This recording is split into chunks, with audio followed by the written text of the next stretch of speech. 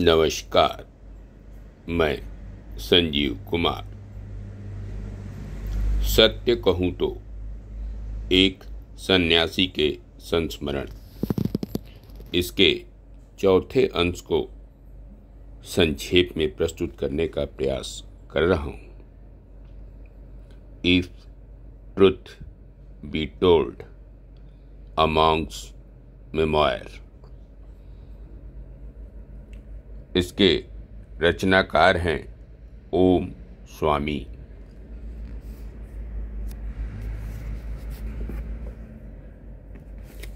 भारत लौटने से पूर्व मैं लंदन से एक छोटे अवकाश के लिए कनाडा गया। वहाँ विवेक धूमे नामक व्यक्ति से मिला। वे एक नज़र में ही मुझे पसंद आ गए। यह मेरा सपना है कि मैं भारत में कुछ करूं, उन्होंने हमारी पहली ही मीटिंग में कहा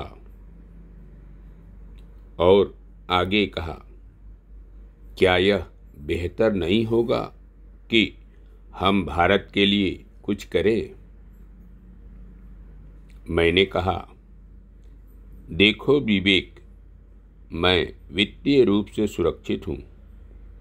अब मैं अपना जीवन स्वयं की खोज तथा आत्म साक्षात्कार में लगाना चाहता हूँ। मैं अब सब कुछ त्याग कर एक सन्यासी बन जाना चाहता हूँ। एक लंबी चुप्पी के बाद विवेक ने पूछा, आप ऐसा कब करोगे? मैं प्रसन्न था कि उन्होंने कोई कारण नहीं पूछा, क्योंकि उसका कोई उत्तर न था। मैंने कहा, 3 वर्षों के भीतर मैं अपने धन को ऐसे व्यवसाय में लगाना चाहता हूँ जिससे दूसरों के लिए रोजगार का सृजन हो सके, क्योंकि मुझे धन का त्याग तो करना ही है। परंतु जब धन का त्याग ही करना था तो आपने इसे अर्जित ही क्यों किया? मैं इसे अर्जित करने पर कभी एकाग्र नहीं हुआ विवेक। मैं केवल अपना कर्म कर रहा था, अपना व्यवसाय बढ़ा रहा था और मुझे आनंद आ रहा था। पैसा मेरा लक्ष्य नहीं था।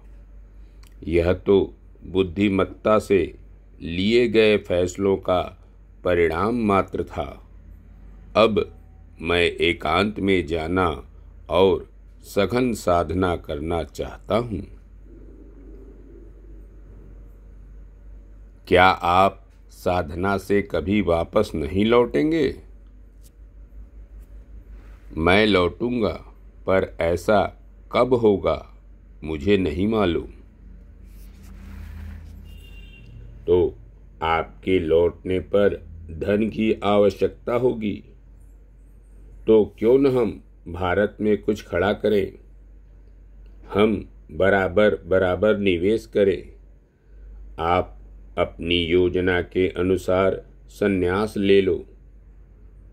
जब आप लौटेंगे तो व्यवसाय का एक निश्चित लाभांश आपको मिलता रहेगा। मैंने पूछा, व्यवसाय कौन संभालेगा?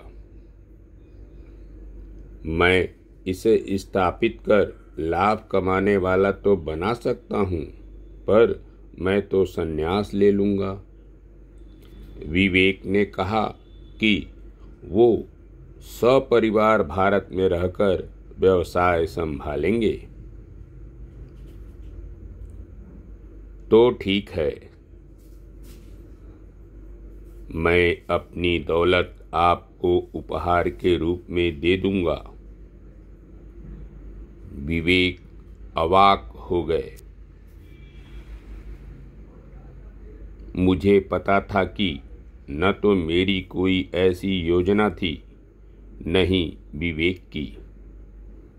काम करने का यह प्रकृति का अपना तरीका था, और किस तरह से इसकी व्याख्या की जा सकती थी कि दो व्यक्ति पहली बार मिल रहे हों और न केवल अपनी वित्तीय स्थिति साझा कर रहे हों, बल्कि अपनी पूरी बचत भी दे देने का संकल्प व्यक्त कर रहे हों।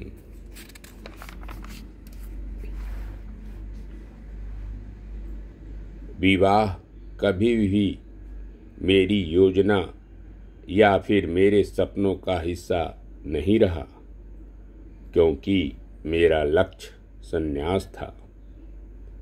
परंतु तंत्र साधना के बाद मैं समझ गया कि तंत्र किस तरह काम भावना का प्रयोग स्व को रूपांतरित करने तथा उससे परे उठने में करता है। साधारण यौन क्रिया तथा तांत्रिक पद्धति की यौन क्रिया के बीच केवल जागरूकता का अंतर है। तंत्र जागरूकता पर जोर देता है, एक एक श्वास, विचार तथा भावना की जागरूकता। काम वासना जागरूकता को अनायास नष्ट कर सकती है, किंतु तांत्रिक जागरूकता कामुकता को भी एक भाव जागरूकता की ओर मोड़ देती है। वह इसे प्रेम में रूपांतरित कर देती है। धन्यवाद। नमस्कार। शेष अगले अंक में। मैं संजीव कुमार।